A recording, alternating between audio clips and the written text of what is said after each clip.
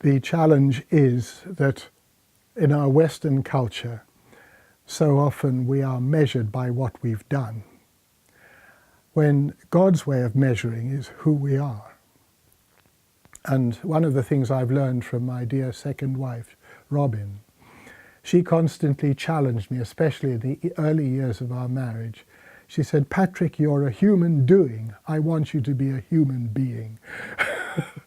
And I was just so busy. I was trying to achieve so many things. And by God's grace, I did achieve lots. But I'm realizing more and more that it's who I am, not what I achieve, that is the ultimate measure. And so my relationship to Jesus, my relationship to my fellow workers, is far more important than the way of work I can squeeze out of myself or my team. And just to give one example, I was very ill at one stage in Africa, and Hans van Staden, the leader of the Dorothea mission, came to me lying flat on my back with hepatitis.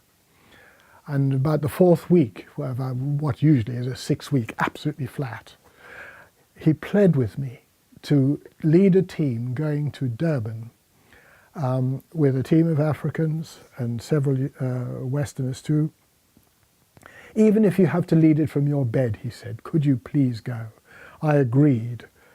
And it was the worst evangelistic outreach I've ever known. We didn't have time to pray. We didn't have time to relate together. I was so ill.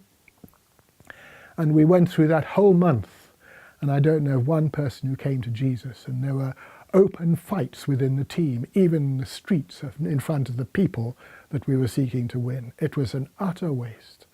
And I began to realize it's better, if things are not going right, to stop everything and make sure that everything is right in our being as a team and me as myself.